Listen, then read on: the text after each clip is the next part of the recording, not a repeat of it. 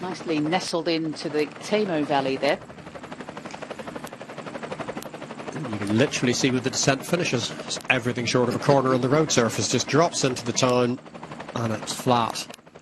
Dead flat from here to the finish. This was our last hairpin of the day. At 3 kilometers to go, we have a left-hand turn just outside of the Flamme Rouge, a right-hand turn, and then with about 800 meters to go, another right-hand turn. So 3 more turns to go. This was one of them.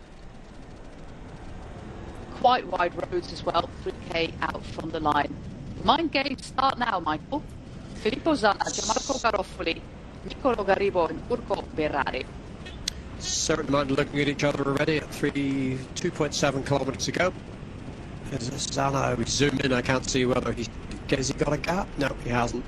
He's quite keen just to try and keep the momentum going, because obviously he's more interested in the GC than just the stage, so he wants to keep that gap as big as he can. So that's Soudal-QuickStep will be trying very hard to keep this going. The other 2 riders will also be looking more towards the stage. So we're going to see that dynamic unfold in the next couple of minutes. Garofoli tightening the BOA dials there on his shoe, making sure everything is nice and secure.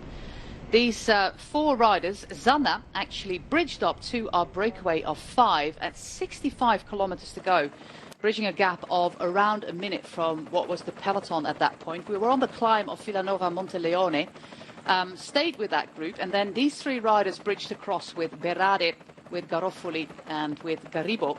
We did have one Scotsman in that original breakaway of 5 with Hamish Armitt. Good ride by the man from Scotland of Team Novo Nordisk. But these 4 riders will contest the first stage of the newly, well, revitalised Giro di Sardegna.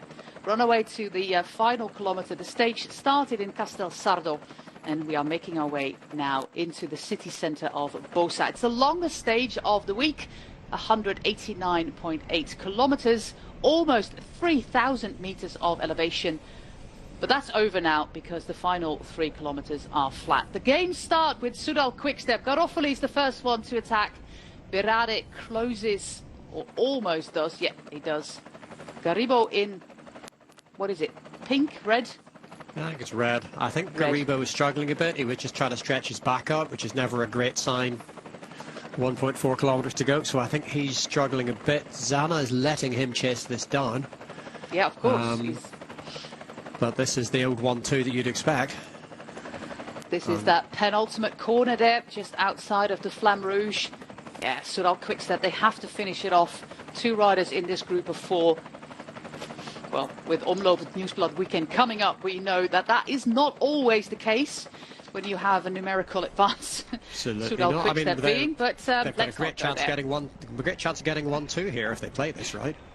Now it's attack by Garofoli again with the man from Ucchio trying to chase, and Berrari a little bit in trouble after what he just did, the attack that he just did.